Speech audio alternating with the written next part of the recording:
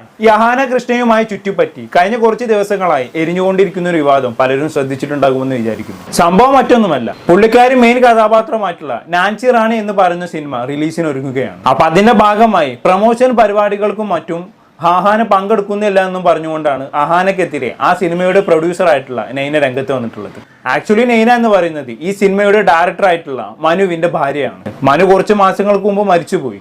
അങ്ങനെ ഇരിക്കുകയാണ് ഭർത്താവിന്റെ മരണശേഷം ഭാര്യ മുൻകൈ എടുത്തുകൊണ്ട് ഈ സിനിമ റിലീസിന് ഒരുക്കുന്നത്. അങ്ങനെ ആ സിനിമയുടെ റിലീസിനുള്ള ഒരുക്കങ്ങളൊക്കെ പൂർത്തിയായി ഈ സിനിമയുടെ പ്രൊമോഷൻ വേളയിലാണ് നൈന അഹാന പ്രൊമോഷനും കാര്യങ്ങളൊന്നും പ്രതികരിക്കുന്നില്ല എന്ന് പറഞ്ഞുകൊണ്ട് അഹാനക്കെതിരെ രംഗത്ത് വന്നത്.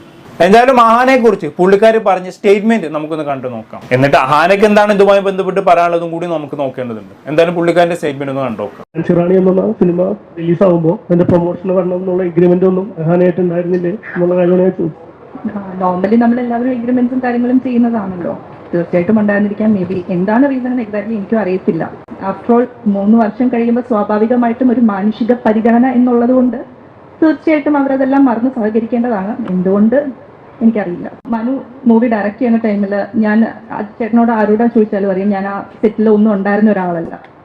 അത് മനുവിന്റെ മരണശേഷമാണ് ഞാൻ ആക്ച്വലി അതിലേക്ക് ജോയിൻ ചെയ്തത്. ഞാൻ പറഞ്ഞു അപ്പൊ എനിക്കൊന്നും അറിയുന്നതല്ല. അതിൽ നിന്ന് എന്തെങ്കിലുമൊക്കെ, എല്ലാം അല്ല, എന്തെങ്കിലുമൊക്കെ 1-2 കാര്യങ്ങൾ എന്നുള്ള രീതിയിലാണെങ്കിൽ ഓരോന്നും പഠിച്ചും ചോദിച്ചും ഒക്കെ അത് ചെയ്യാന്ന് പറഞ്ഞത്, ഒരു ബന്ധമില്ലാത്ത ഒരാൾ പെട്ടെന്ന് അതിലേക്ക് വരുമ്പോൾ അതും ആ ഒരു ഷോക്ക്, അതിൻ്റെയൊക്കെ ഒപ്പം ഞാൻ ചെന്നതാ. അപ്പൊ എനിക്കത് ഭയങ്കര ടഫായിരുന്നു. ബട്ട് കുറച്ച് മുമ്പ് അത് ചോദിച്ചു, സിനിമ തിയേറ്ററിൽ ഇറങ്ങിയാൽ വിജയിക്കുമോ എന്ന്. വിജയിക്കുമോ അല്ലെങ്കിൽ നഷ്ടമാവോ, എന്നെ സംബന്ധിച്ചിട്ട് മരിച്ചത് എൻ്റെ ഭർത്താവാണ്. ഈ മൂവിക്ക് ഡയറക്ടർ ആയിട്ടുണ്ട്. പേഴ്സണലി നോക്കി എൻ്റെ ഭർത്താവാണ്. എന്നെ സംബന്ധിച്ചിട്ട് എൻ്റെ ഹസ്ബൻഡിന്റെ ഡ്രീമാണിത്. അതാണ് എനിക്ക് അദ്ദേഹത്തിന് ആ മൂവി പുറത്തേക്ക് വരണം എന്നുണ്ട്. അതിനു വേണ്ടിയിട്ടാണ് ഞാൻ ഇത്രയും ഓടിയത്. അതിനു വേണ്ടിയിട്ട് ഇപ്പോഴും ശ്രമിക്കുന്നത്, ഇപ്പോഴും ഇവരെല്ലാവരും സപ്പോർട്ട് ചെയ്യുന്നത്. അപ്പൊ ആ യാത്ര ഒട്ടും സിമ്പിൾ അല്ലായിരിക്കുമെന്ന് മേ ബി ഊഹിക്കുമ്പോൾ മനസ്സിലാവുമല്ലോ. കാരണം ആ ഒരു സങ്കടവും വിഷമവും അവിടെ കിടക്കുന്നു, അതിന്റെ ഒപ്പം ഈ മൂവിയുടെ ടെൻഷനും ഇതും എല്ലാം ഇപ്പുറത്ത് കിടക്കുന്നു. ഇതെല്ലാം ബാലൻസ് ചെയ്ത് പോവാന്ന് പറഞ്ഞാൽ ഡിഫിക്കൽട്ട്.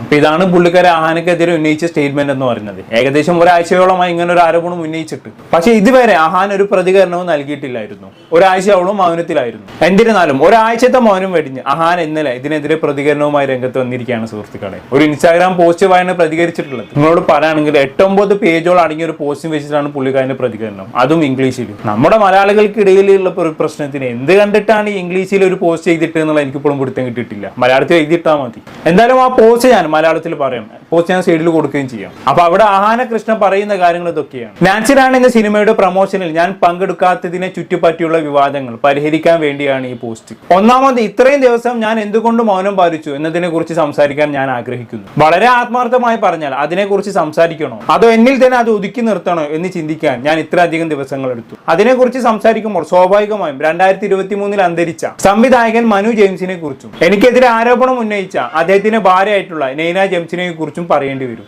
നിർഭാഗ്യവശാൽ എനിക്ക് അവരെ കുറിച്ചുള്ള സംസാരിക്കാനുള്ള കാര്യങ്ങൾ അത്ര സുഖകരമല്ല. അവരുമായി എനിക്ക് പ്രശ്നങ്ങൾ ഉണ്ടായിരുന്നെങ്കിലും മരിച്ചുപോയ ഒരാളെ കുറിച്ച് പരസ്യമായി മോശമായി സംസാരിക്കാൻ ഞാൻ ആഗ്രഹിച്ചില്ല. ഇനി നൈനയെ കുറിച്ച് പറയുമ്പോൾ അവർ പൊതുജന ശ്രദ്ധയിൽപ്പെടാത്ത ഒരാളായതിനാൽ സോഷ്യൽ മീഡിയയിൽ അവരുടെ പ്രവൃത്തികൾ തുറന്നു കാട്ടാൻ ഞാൻ ആഗ്രഹിച്ചില്ല. കൂടാതെ സത്യം അതിന്റെ വഴിക്ക് കണ്ടെത്തുമെന്ന് ഞാൻ എപ്പോഴും വിശ്വസിച്ചു. പക്ഷെ നിർഭാഗ്യവശാൽ നൈന ഇപ്പോൾ പൊതുവിടങ്ങളിൽ എനിക്കെതിരെ നിരവധി തെറ്റായിട്ടുള്ള നുണകളും ആരോപണങ്ങളും ഉന്നയിക്കുകയും എന്നെ പ്രൊഫഷണൽ അല്ലാത്ത, ധാർമ്മികത ഇല്ലാത്ത, സഹാനുഭൂതി ഇല്ലാത്ത വ്യക്തിയായി ചിത്രീകരിക്കുകയും കൂടി ചെയ്യുകയാണ്. എന്റെ പ്രിയപ്പെട്ടവരും ഏറ്റവും പ്രധാനമായി സമാനമായി മോശം അനുഭവം നേരിട്ട നാൻസി റാണിയിൽ എന്നോടൊപ്പം പ്രവർത്തിച്ചവരും എന്റെ ഭാഗം വെളിപ്പെടുത്തണമെന്ന് എന്നോട് ആവശ്യപ്പെട്ടു. എന്നോട് കരുതലുള്ളവർ പറഞ്ഞത്, ഒരു വ്യക്തിയെ സൗകര്യപ്രദമായി ഒരു കൂട്ടം നുണകൾ വീണ്ടും വീണ്ടും പറയാൻ നിങ്ങൾ അനുവദിക്കുകയാണെങ്കിൽ നിങ്ങൾ ഇഷ്ടപ്പെടുന്ന ആളുകളുടെ മനസ്സിൽ സത്യമല്ലാത്തൊരു കഥ വളരാൻ അത് കാരണമാകും. 2020 ഫെബ്രുവരിയിലാണ് നാൻസി റാണിയുടെ ഷൂട്ടിംഗ് ആരംഭിക്കുന്നത്. സിനിമയുടെ തുടക്കം മുതൽ തന്നെ സംവിധാനത്തിനും നിർമ്മാണത്തിനും ചില പ്രശ്നങ്ങൾ ഉണ്ടായിരുന്നു. കാരണം സംവിധായകൻ പരിചയസമ്പന്നനല്ലായിരുന്നു.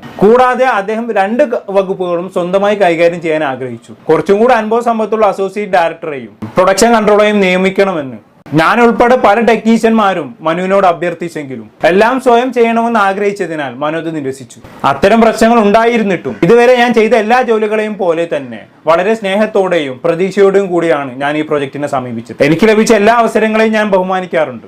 2020 ഒക്ടോബറിൽ ഈ സിനിമയുടെ ഫസ്റ്റ് ലുക്ക് പോസ്റ്റർ പുറത്തിറങ്ങിയ സമയത്ത് ഞാൻ അത് പ്രൊമോട്ട് ചെയ്തതിൽ തന്നെ നിങ്ങൾക്ക് അതിനോടുള്ള കമ്മിറ്റ്മെന്റ് കാണാൻ കഴിയും. 2 മുൻനിര താരങ്ങളോടൊപ്പം പോസ്റ്റർ പുറത്തിറക്കാൻ ഞാൻ വ്യക്തിപരമായി അഭ്യർത്ഥിച്ചു. ഇന്ന് നിങ്ങളിൽ പലർക്കും ഈ പ്രൊജക്ടിനെ കുറിച്ച് കുറിച്ച് അറിയാം. ഈ പോസ്റ്റർ പുറത്തിറങ്ങിയപ്പോൾ ഞാൻ അത്ര നന്നായി പ്രൊമോട്ട് ചെയ്യാൻ ശ്രമിച്ചിട്ടുണ്ട്. അതിനാൽ പ്രശ്നങ്ങൾ ഉണ്ടായിരുന്നിട്ടും മനുവിനൊപ്പം പ്രവർത്തിക്കാനും ഇത് നല്ലൊരു പ്രൊജക്റ്റ് ആക്കി മാറ്റാനും ഞാൻ ശ്രമിച്ചു. പക്ഷേ നിർഭാഗ്യവശാൽ കാലം കടന്നു പോയപ്പോൾ മനുവിനൊപ്പം പ്രവർത്തിക്കുന്നത് കൂടുതൽ ബുദ്ധിമുട്ടായി മാറി. പ്രധാന പ്രശ്നങ്ങൾ ഇതൊക്കെയായിരുന്നു. ഒന്ന്, മനു പല ദിവസങ്ങളിലും മദ്യപിച്ച് സൈറ്റിലേക്ക് വരുമായിരുന്നു. മനു അദ്ദേഹത്തിന് ചില അസിസ്റ്റന്റ് ഡയറക്ടർമാരും കാരവനിൽ ഇരുന്ന് മദ്യപിക്കുമ്പോൾ ഞാനും ടെക്നീഷ്യന്മാരും മറ്റു അഭിനേതാക്കളും ഉൾപ്പെടുന്ന സെറ്റ് മുഴുവനും അവരുടെ പാർട്ട് പൂർത്തിയാക്കി ഷൂട്ട് ആരംഭിക്കാൻ കാത്തിരിക്കും. മറ്റു ക്രൂ മെമ്പേഴ്സിനൊപ്പം ഞാൻ സെറ്റിൽ ഇരിക്കുകയും ഷൂട്ട് ആരംഭിക്കാൻ ആവശ്യപ്പെട്ടുകൊണ്ട് മനുവിന് മെസ്സേജ് അയക്കുകയും ചെയ്ത നിരവധി സന്ദർഭങ്ങൾ ഉണ്ടായിട്ടുണ്ട്. ഇതിന്റെ എല്ലാം തെളിവുകളും വാട്സപ്പ് ചാറ്റുകളും എല്ലാം എന്റെ കൈവശമുണ്ട്. ഇനി 2020 ഫെബ്രുവരി മുതൽ 2021 ഡിസംബർ വരെയുള്ള കാലഘട്ടത്തിൽ പലപ്പോഴായി ഞങ്ങൾ സിനിമ ചിത്രീകരിച്ചു. പക്ഷേ ഷൂട്ടിംഗ് പൂർത്തിയായില്ല. സിനിമയുടെ ഷൂട്ടിംഗ് പൂർത്തിയാക്കാൻ മനുവിന് ഉദ്ദേശമോ ആ കാര്യത്തിൽ വ്യക്തതയോ ഇല്ലായിരുന്നു. ഒട്ടും പ്രൊഫഷണൽ ആയിരുന്നില്ല കാര്യങ്ങൾ.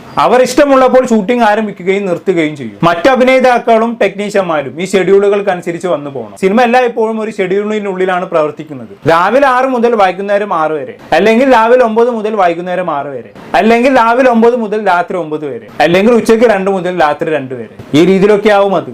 എന്നാൽ ഈ സെറ്റിൽ ഷെഡ്യൂൾ പരിപാടിയേ ഇല്ലായിരുന്നു. അവർ ആഗ്രഹിക്കുമ്പോൾ ആരംഭിക്കും, എപ്പോൾ വേണമെങ്കിലും തുടരും. ഇനി 3, ഷൂട്ട് എപ്പോഴും കുഴപ്പത്തിലായിരുന്നു. കൃത്യമായ വസ്ത്രങ്ങൾ ലഭിച്ചിരുന്നില്ല. എന്താണ് സംഭവിക്കുന്നതെന്ന് വ്യക്തതയില്ലാത്ത അസിസ്റ്റന്റ് ഡയറക്ടേഴ്സ്. സംവിധായകനും സംവിധായകന്റെ ടീമും തമ്മിൽ അനാവശ്യ ഗോസിപ്പ് ചർച്ചകൾ. ഒരു ധാരണയും ഇല്ലാതെ ഒരു കൂട്ടം അഭിനേതാക്കളും ടെക്നീഷ്യന്മാരും സെറ്റിൽ കാത്തു കിടക്കുകയാണ്. സംവിധായകൻ ആഗ്രഹിക്കുമ്പോഴെല്ലാം ഷൂട്ടിംഗ് തുടങ്ങുകയും തോന്നുമ്പോൾ പൂർത്തിയാക്കുകയും ചെയ്യും. പണത്തിനോടോ മറ്റുള്ളവരുടെ സമയത്തോടോ ഒരു ബഹുമാനവുമില്ല. മുഴുവൻ ഷൂട്ടിംഗ് പ്രോസസ്സും ഇങ്ങനെയായിരുന്നു. ഇവയൊന്നും ഞാൻ സിനിമയുടെ പ്രൊമോഷനിൽ വിട്ടു നിൽക്കുന്നതിന് കാരണമല്ല. 2021 ഡിസംബറിലാണ് എന്റെ ഭാഗങ്ങൾ അവസാനമായി ചിത്രീകരിക്കുന്നത്. മനുവിനോട് ഞാൻ നല്ല രീതിയിൽ അവസാനമായി നടത്തിയ സംഭാഷണം അടുത്ത ഷെഡ്യൂൾ എപ്പോഴാണെന്ന് എന്നെ അറിയിക്കുക എന്നതായിരുന്നു. അദ്ദേഹം ഒരിക്കലും അതിനെക്കുറിച്ച് എന്നോട് സംസാരിച്ചില്ല. ഇതെല്ലാം കഴിഞ്ഞ ഒരു മാസത്തിന് ശേഷം സിനിമയുടെ ഇൻസ്റ്റാഗ്രാം പേജിൽ ഒരു ഫീമെയിൽ ഡബ്ബിംഗ് ആർട്ടിസ്റ്റിനെ തിരയുന്ന ഒരു പോസ്റ്റ് ഞാൻ കണ്ടു. അത് എന്റെ വേഷത്തിനാണെന്ന് എനിക്ക് സംശയം തോന്നി. അതിനാൽ ഞാൻ ഇതിനെക്കുറിച്ച് ചോദിച്ചുകൊണ്ട് മനുവിന് എനിക്കും മെസ്സേജ് അയച്ചു. പക്ഷെ അതിന് അവർ രണ്ടുപേരും എനിക്ക് മറുപടി നൽകിയില്ല. അതിന്റെ ചാറ്റുകളും കാര്യങ്ങളും എന്റെ കൈവശമുണ്ട്. എന്തായാലും പിന്നീട് മറ്റു ചില സോഴ്സുകളിൽ നിന്നും എനിക്ക് പകരം മറ്റൊരാളെ വെച്ച് എന്റെ ക്യാരക്ടർ ഡബ്ബ് ചെയ്യുന്നതായി ഞാൻ അറിഞ്ഞു. അത് കേട്ടപ്പോൾ തുടക്കത്തിൽ എനിക്കൊരു ഞെട്ടലുണ്ടായി. കാരണം ഞാൻ എന്റെ എല്ലാ സിനിമകളും ഡബ്ബ് ചെയ്തിട്ടുണ്ട്. ഇൻ കേസ് സംവിധായകൻ എന്നെ കൊണ്ട് ഡബ്ബ് ചെയ്യിപ്പിച്ച് അതിൽ എന്തെങ്കിലും പ്രശ്നം കണ്ടെത്തി മറ്റൊരു ആർട്ടിസ്റ്റിന്റെ അടുത്തേക്ക് പോകുന്ന സാഹചര്യമാണെങ്കിൽ എനിക്കത് മനസ്സിലാക്കാൻ കഴിയും. പക്ഷെ ഇത് അങ്ങനെ ആയിരുന്നില്ല. ഷൂട്ടിംഗ് സമയത്ത് മനു എപ്പോഴും എന്റെ പ്രകടനത്തെ അഭിനന്ദിച്ചിട്ടുണ്ട്. അതൊരു ഈഗോ പ്ലേ മാത്രമായിരുന്നു. മനുവിനൊപ്പം പ്രവർത്തിച്ച 2 വർഷങ്ങൾ എന്നെ പോലെയുള്ള ഒരാൾക്ക് വളരെ ട്രോമയായിരുന്നു എന്നതിനാൽ ഞാൻ അതിലൊരു പ്രശ്നവും ഉണ്ടാക്കിയില്ല. അങ്ങനെ 2 മാസത്തിന് ശേഷം 2022 മാർച്ചിൽ മറ്റൊരാളെ വെച്ച് ഡബ്ബ് ചെയ്യാനുള്ള മനുവിന്റെ പരിശ്രമം പരാജയപ്പെട്ടതിനെ തുടർന്ന് ചിത്രത്തിന് ഡബ്ബ് ചെയ്യാൻ ആവശ്യപ്പെട്ട് അദ്ദേഹം എന്നെ സമീപിച്ചു. എന്നോട് കൂടി ആലോചിക്കാതെ മറ്റൊരാളെ വെച്ച് ഡബ്ബ് ചെയ്യാൻ ശ്രമിച്ചത് തികച്ചും അൺപ്രൊഫഷണൽ ആയി പോയി എന്ന് ഞാൻ അയാളോട് പറഞ്ഞു. എനിക്ക് ചിത്രത്തിന് ഡബ്ബ് ചെയ്യാൻ കഴിയുമെന്നും എന്നെ കാണാൻ തയ്യാറല്ലെന്നും അയാൾ പറഞ്ഞു.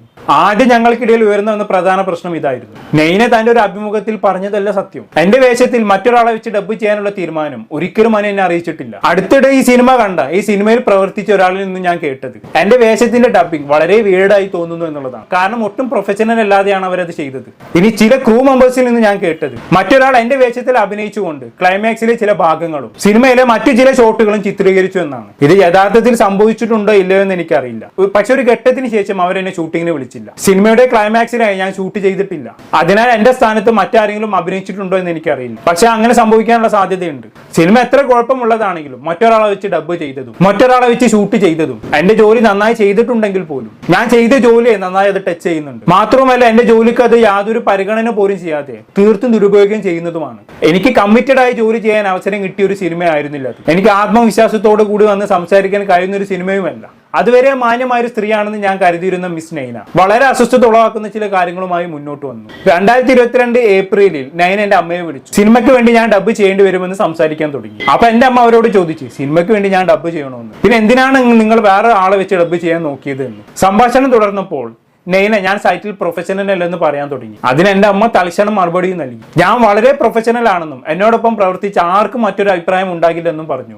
മറ്റു ദിവസങ്ങൾ ഞാൻ സൈറ്റിൽ വന്ന് ഷൂട്ടിങ്ങിനായി കാത്തിരുന്നപ്പോൾ മനു ഷൂട്ടിംഗ് ആരംഭിക്കാതെ മദ്യപിക്കുന്ന തിരക്കിലായിരുന്നു എന്ന് അമ്മ നൈനയോട് പറഞ്ഞു. ഇതിനെ നൈന വെറുപ്പുളവാക്കുന്ന മോശവുമായിട്ടുള്ള പരാമർശം നടത്തി. കുറഞ്ഞത് എന്റെ ഭർത്താവ് മദ്യം മാത്രമേ ഉപയോഗിക്കുന്നുള്ളൂ, നിങ്ങളുടെ മകൾ മയക്കുമരുന്നിന് അടിമയായിരുന്നു എന്നൊക്കെയായിരുന്നു നൈന അമ്മയോട് പറഞ്ഞത്. ഒരാളെ കുറിച്ച് ഇങ്ങനെ തെറ്റായ പരാമർശം നടത്താൻ എങ്ങനെ കഴിയുന്നു എന്ന് മനസ്സിലാക്കി അമ്മ അക്ഷരാർത്ഥത്തിൽ ഞെട്ടി. വാക്കുകൾ സൂക്ഷിച്ച് ഉപയോഗിക്കണം എന്ന് പറഞ്ഞ് എന്റെ അമ്മ ഫോൺ കട്ട് ചെയ്തു. നൈനയും എന്റെ അമ്മയും തമ്മിൽ നടന്ന സംഭാഷണം ഇതായിരുന്നു. അടുത്തിടെ നൈന നൽകിയ ഒരു അഭിമുഖത്തിൽ ആ കോളിൽ യഥാർത്ഥത്തിൽ എന്താണ് സംഭവിച്ചതെന്ന് പറയാൻ കഴിയാത്തതിനാൽ തികച്ചും വ്യത്യസ്തമായ ഒരു കഥയാണ് പറഞ്ഞത്. ഈ സംഭാഷണത്തെ കുറിച്ചും നൈന പറഞ്ഞതിനെ കുറിച്ച് ഞാൻ അറിഞ്ഞപ്പോൾ നൈനയിൽ നിന്നും ഇതുപോലൊന്ന് കേട്ട് ഞാൻ ഞെട്ടിപ്പോയി. പക്ഷെ മനുവിനെ വിളിച്ച് നിന്റെ ഭാര്യ എന്ത് വിഡ്ഢിത്തമാണ് പറഞ്ഞതെന്ന് ചോദിക്കാൻ ഞാൻ മെനക്കെട്ടില്ല. കാരണങ്ങൾ: ഒന്ന്, ഇതുവരെ ഇവർ ചെയ്ത കാര്യങ്ങൾ വെച്ച് ഈ നിലയിലേക്ക് ഇവർ തരം താഴുമെന്ന് ഞാൻ പ്രതീക്ഷിച്ചില്ല. രണ്ട്, ഞാൻ എത്രത്തോളം ക്ലീൻ ആയിട്ടുള്ള ആളാണെന്ന് എനിക്കറിയാം. ആളുകൾ എന്നെ കുറിച്ച് എന്ത് പറഞ്ഞാലും ഞാനത് വിഷയമാക്കേണ്ടതില്ല.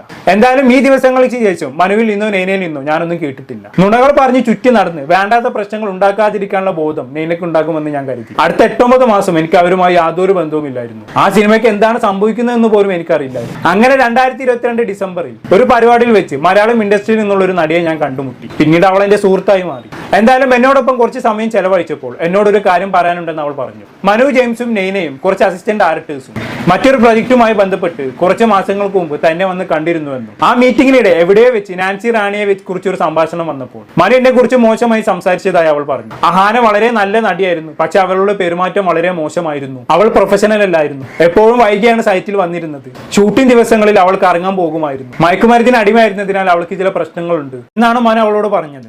എന്നോട് ഇക്കാര്യം പറഞ്ഞ നടി പറഞ്ഞത്. എന്നോട് ഇടപഴകി ഏതാനും മണിക്കൂറുകൾക്കുള്ളിൽ തന്നെ അവരെന്നെ കുറിച്ച് പറഞ്ഞു കേട്ടതുപോലുള്ള ഒരാളല്ല ഞാനല്ല എന്ന് മനസ്സിലായിരുന്നു. അതിനാലാണ് ആ ഭർത്താവും ഭാര്യയും എന്നെ കുറിച്ച് പറഞ്ഞു നടന്ന മോശമായ കാര്യങ്ങൾ എന്നെ അറിയിക്കണമെന്ന് തോന്നിയെന്നും വ്യക്തമാക്കി. സൈറ്റിൽ എത്ര മാന്യമായി പ്രൊഫഷണൽ ആയിട്ടാണ് ഞാൻ ഇടപെട്ടതെന്ന് ഇരുവർക്കും മനസ്സിലായിരുന്നിട്ടും യാതൊരു തെളിവുമില്ലാത്ത ഇത്തരം അടിസ്ഥാനരഹിതമായിട്ടുള്ള ഗോസിപ്പുകൾ പ്രചരിപ്പിച്ച ആ രണ്ടുപേരും എത്ര ചീപ്പും മണ്ടന്മാരാണെന്നും ഞാൻ അത്ഭുതപ്പെട്ടു. ഞങ്ങളുടെ സൈറ്റിൽ ജോലി ചെയ്യുന്ന ആരുടെയെങ്കിലും അടുത്ത് യാദൃശ്ചികമായി എന്നെ കുറിച്ച് അന്വേഷിച്ചാൽ അവർ പറയും സത്യം. ഞാൻ കാരണം ഒന്നും വൈകിട്ടില്ല എന്നും അവർ ആവശ്യപ്പെട്ടപ്പോഴെല്ലാം ഞാൻ സൈറ്റിൽ എത്തിയിട്ടുണ്ടെന്നും അവർ പറയും. അപ്പോഴും ഞാനൊരു നടപടിയും സ്വീകരിച്ചില്ല. കാരണം ഞാൻ മുമ്പ് പറഞ്ഞ പോലെ ഞാൻ എപ്പോഴും സത്യത്തിൽ ശക്തിയായി വിശ്വസിച്ചു. ചിത്രത്തിലെ പ്രധാന അഭിനേതാവിനെ മോശം വ്യക്തിയായി ചിത്രീകരിച്ച് അവരുടെ പ്രൊഫഷണാലിസവും അറിവില്ലായ്മയും മറച്ചു വെക്കാൻ ആഗ്രഹിച്ച രണ്ടുപേരുടെയും അസംബന്ധ തന്ത്രമായിട്ടാണ് ഞാൻ അതിനെ കണ്ടത്. അതിനാൽ ഞാൻ അതിനെ അങ്ങനെ തന്നെ വിട്ടു. തുടർന്ന് 2023 ജനുവരിയിൽ മാർക്കറ്റിംഗ് ആൻഡ് കമ്മ്യൂണിക്കേഷൻ കൺസൾട്ടന്റും അതിന്റെ സുഹൃത്തുമായ ശ്രീമതി സംഗീത ജയചന്ദ്രനിൽ നിന്നും എനിക്കൊരു കോൾ ലഭിച്ചു. മനുവിനെയും അവരെ കണ്ടത് സിനിമയുടെ മാർക്കറ്റിംഗ് ഏറ്റെടുക്കുന്നതിനെ കുറിച്ച് സംസാരിക്കാനായിരുന്നു. അവിടെ ഒരു കഫേയിൽ വെച്ചാണ് അവർ പരസ്പരം കണ്ടുമുട്ടിയത്. സംഭാഷണത്തിനിടയിൽ എവിടെയോ സിനിമ കുഴപ്പത്തിലായതിന്റെ കാരണങ്ങൾ വിശദീകരിക്കേണ്ടി വന്നപ്പോൾ മനുവിനെയും മയക്കുമരുന്ന് കഥയെക്കുറിച്ച് സംസാരിക്കാൻ തുടങ്ങി. സംഗീത ചേച്ചി ഞെട്ടിപ്പോയി. ഹാനയെ തനിക്ക് അറിയാമെന്നും അവളത് ചെയ്യില്ലെന്നും അവരോട് പറഞ്ഞു. കൂടിക്കാഴ്ച കഴിഞ്ഞ ഉടനെ സംഗീത ചേച്ചി എന്നെ വിളിച്ച് ഇക്കാര്യം പറഞ്ഞു. ആവശ്യമെങ്കിൽ നിയമപരമായി ഇതിനെ നേരിടണമെന്നും ഞാൻ സാക്ഷി നിൽക്കാമെന്നും സംഗീത ചേച്ചി പറഞ്ഞു. മനുവിനെയും ഒന്നിലധികം ആളുകളോട് ഇക്കാര്യം പറഞ്ഞിട്ടുണ്ടെന്ന് എനിക്ക് മനസ്സിലായി. ഞാൻ എന്റെ മാതാപിതാക്കളോട് ഇതേക്കുറിച്ച് പറഞ്ഞു. അവരെന്നോട് മനുവിനോട് സംസാരിക്കാനും അവന്റെ ഉദ്ദേശം എന്താണെന്നും ചോദിക്കാനും പറഞ്ഞു. അങ്ങനെ 2023 ജനുവരി 26 ഇതിനെക്കുറിച്ച് മനുവിനോട് ഞാൻ സംസാരിച്ചു. അതിന്റെ റെക്കോർഡും കാര്യങ്ങളും എന്റെ കയ്യിലുണ്ട്. ആ കോളിൽ അവർ പറഞ്ഞു നടന്നത് നുണയാണെന്ന് മനു അംഗീകരിച്ചു. വേണമെങ്കിൽ നടിയെയും സംഗീതയും വിളിച്ച് തങ്ങൾ പറഞ്ഞതെല്ലാം നുണയാണെന്ന് അവരോട് പറയാമെന്നും അദ്ദേഹം പറഞ്ഞു. ആ കോളിൽ മാനനഷ്ടത്തിന് തന്റെയും തന്റെ ഭാര്യയ്ക്കുമെതിരെയും ഞാൻ കേസ് ഫയൽ ചെയ്യുമെന്ന് ഞാൻ മനുവിനോട് പറഞ്ഞിരുന്നു. ഈ കോളിന് ശേഷം അദ്ദേഹം എനിക്ക് അയച്ചൊരു വാട്സപ്പ് വോയിസ് നോട്ടും ഉണ്ട്. അതിൽ അദ്ദേഹം തെറ്റിന് ക്ഷമാപണം നടത്താമെന്നും അത് തിരുത്താമെന്നും സമ്മതിക്കുകയും ചെയ്യുന്നുണ്ട്. ഈ സംഭവം നടന്ന ഏകദേശം 20 ദിവസത്തിന് ശേഷം നിർഭാഗ്യവശാൽ അദ്ദേഹം മരിച്ചു. ഇതാണ് അടിസ്ഥാനപരമായി അവിടെ സംഭവിച്ചത്. ഞാൻ കമ്മിറ്റ് ചെയ്ത പടം അക്ഷരാർത്ഥത്തിൽ മോശമായി മാറുകയായിരുന്നു. ഞാൻ ഇപ്പോഴും മുന്നോട്ട് വന്ന ആ സിനിമ പ്രൊമോട്ട് ചെയ്യാൻ തയ്യാറാണ്. അതിന്റെ റെസ്പോൺസിബിലിറ്റിയും കൂടിയാണ്. പക്ഷേ ഈ കേസിൽ കാര്യങ്ങളെല്ലാം അതിനപ്പുറമാണ്. ഞാൻ എന്ന നടി ആ സിനിമയ്ക്ക് വേണ്ടി ചെയ്തു കൊടുത്ത കാര്യങ്ങൾ അൺപ്രൊഫഷണലായി മറ്റൊരാളെ വെച്ച് ഡബ് ചെയ്തുകൊണ്ട്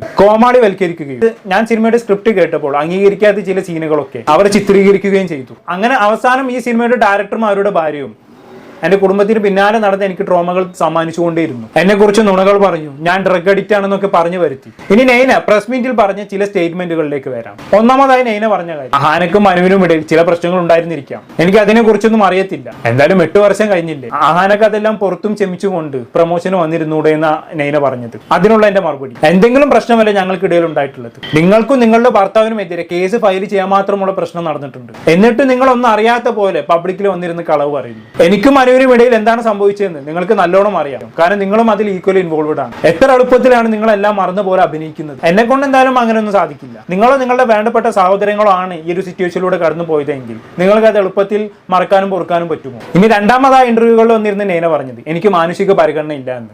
അതിനുള്ള എന്റെ മറുപടി, 2023 സെപ്റ്റംബറിൽ ഈ സിനിമയുടെ ഫസ്റ്റ് സോങ് റിലീസ് ചെയ്ത സമയത്ത് ഞാനത് പ്രൊമോട്ട് ചെയ്തിട്ടില്ലായിരുന്നു. അതിന്റെ പേരിൽ എന്റെ കമന്റ് ബോക്സിൽ വന്നിട്ട് ഒരുപാട് ആളുകൾ ചീത്ത വിളിച്ചു. അപ്പോഴല്ലേ ഞാൻ മൗനം പാലിച്ചു. അതെന്റെ മാനുഷിക പരിഗണനയാണ്. പിന്നെ നിങ്ങൾ എന്നെ കുറിച്ച് ഒരുപാട് ആവശ്യമില്ലാത്ത കാര്യങ്ങൾ പബ്ലിക്കിൽ വന്ന് പറഞ്ഞപ്പോൾ ഞാൻ തുടക്കത്തിൽ മിണ്ടാതിരുന്നു. അതും എന്റെ മാനസിക പരിഗണനയാണ്. പിന്നീട് നിങ്ങൾ വീണ്ടും വീണ്ടും എന്നെ കുറിച്ച് ഓരോ സ്ഥലങ്ങളിൽ വന്നിരുന്ന് പറഞ്ഞതുകൊണ്ടാണ് ഞാൻ പ്രതികരിക്കാൻ തുനിഞ്ഞത്. മനു മരിച്ച ഏതാനും മാസങ്ങൾക്ക് ശേഷം ഞാൻ നിങ്ങളെ യാദർശികമായി കണ്ടുമുട്ടിയപ്പോൾ നിങ്ങൾ എന്നെ കുറിച്ച് നുണകൾ പ്രചരിക്കാൻ കൂട്ടു നിന്നിട്ട് കൂടിയും ഞാൻ നിങ്ങളെ കെട്ടിപ്പിടിച്ചു, ആശ്വസിപ്പിച്ചു, നിങ്ങളോട് വളരെ മാന്യമായ രീതിയിൽ സംസാരിച്ചു. ആ ദിവസം പോലും ഞങ്ങൾ ഈ മയക്കുമരുന്ന് കഥകളും ചർച്ച ചെയ്തു. നിങ്ങൾക്ക് സ്വയം ന്യായീകരിക്കാൻ ഒന്നുമില്ലായിരുന്നു, നിങ്ങൾ എനിക്ക് മുന്നിൽ നിശബ്ദമായിരുന്നു. എന്നിട്ടും ഒന്നും അറിയാത്ത പോലെ ഇങ്ങനെ അഭിമുഖത്തിൽ വന്നിരുന്ന് സംസാരിക്കുമ്പോൾ ശരിക്കും എനിക്ക് അത്ഭുതം തോന്നുന്നു. പിന്നെ മൂന്നാമതായി നൈന പറഞ്ഞ കാര്യം, സിനിമ ഒരുപാട് കഷ്ടപ്പാടുകളിലൂടെയാണ് ചിത്രീകരിച്ചതെന്ന്. അതിനുള്ള എന്റെ മറുപടി, സിനിമയുടെ തുടക്കത്തിലെ ഷെഡ്യൂളുകളിലെല്ലാം നമുക്കെല്ലാം കാണാൻ കഴിയുന്ന കാര്യം പണത്തിന്റെയും സമയത്തിന്റെയും ദുരുപയോഗമായിരുന്നു. അത്തരം ദുരുപയോഗങ്ങളാകാം പിന്നീട് ഷൂട്ടിംഗ് ബുദ്ധിമുട്ടിലാക്കിയത്. ഇനി നാലാമതായി നൈന അഭിമുഖങ്ങളിലൊക്കെ പറഞ്ഞു നടക്കുന്നത് പോലെ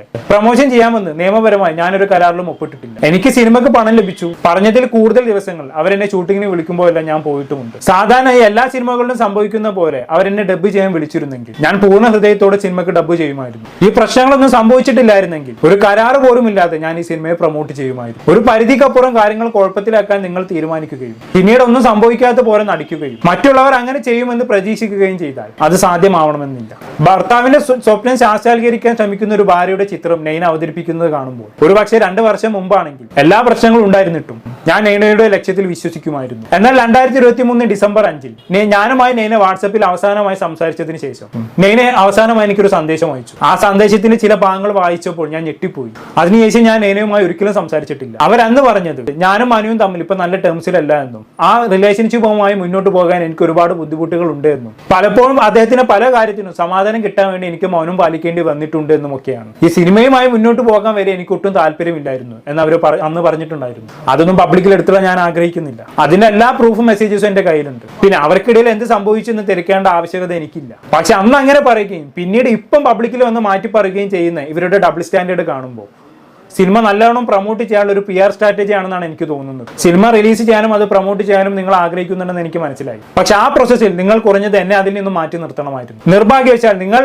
പാലിക്കേണ്ട മാനുഷിക പരിഗണന നിങ്ങൾ മറന്നു, പകരം എന്നെ കുറ്റപ്പെടുത്തി. സിനിമയിൽ ഉടനീളം ഞാൻ പ്രൊഫഷണൽ ആയിട്ടും മാന്യമായിട്ടുമാണ് ഇടപെട്ടതെന്ന് നിങ്ങൾക്ക് അറിയാമായിരുന്നു. നിങ്ങൾ രണ്ടുപേരും എന്നോട് എന്താണ് ചെയ്തതെന്ന് നിങ്ങൾക്ക് നന്നായി അറിയാം. ഇതെല്ലാം അറിഞ്ഞിട്ടും നിങ്ങൾ എന്നെ കുറിച്ച് മോശമായി ഓരോന്ന് പറഞ്ഞു നടന്നതും സിനിമയുടെ മാർക്കറ്റിംഗ് ടൂളായി എന്നെ ഉപയോഗിക്കുകയും ചെയ്തത് തികച്ചും വേദനാജനകം തന്നെയാണ്. എനിക്ക് പറയാനുള്ളത് ഇതെല്ലാമാണ് നൈന മനു. ഇതെല്ലാം പറയേണ്ടി വന്നതിൽ എനിക്ക് ഖേദമുണ്ട്. പക്ഷെ നിങ്ങൾ എന്നെ കൊണ്ട് ഇതെല്ലാം പറയിപ്പിച്ചു. ഇത്രയൊക്കെ മനു നൈനയും ചെയ്തെങ്കിലും എനിക്ക് അവരോട് ഒരു പകയും തോന്നുന്നില്ല. അവർ ചെയ്തത് അവരുടെ നിലനിൽപ്പിന് വേണ്ടിയാണെന്ന് ഞാൻ കരുതുന്നു. ഒരു സിനിമയും അതിലെ കലാസൃഷ്ടിയും എല്ലാം ഈ പ്രശ്നങ്ങളെക്കാൾ എല്ലാം വലുതാണെന്ന് ഞാൻ കരുതുന്നുണ്ട്. അതിനാൽ എന്റെ ഹൃദയത്തിന്റെ അടിത്തട്ടിൽ നിന്നും സിനിമ നന്നായി വരണമെന്ന് ഞാൻ ആഗ്രഹിക്കുന്നു. മനുവിന്റെ സ്വപ്നം സാക്ഷാത്കരിക്കപ്പെടുമ്പോൾ അദ്ദേഹത്തിന് ആത്മാവിന് മോചനം ലഭിക്കുമെന്ന് ഞാൻ ആഗ്രഹിക്കുന്നു എന്ന വാക്കുകളോട് ഞാൻ അവസാനിപ്പിക്കുന്നു എന്ന അഹാന കൃഷ്ണ.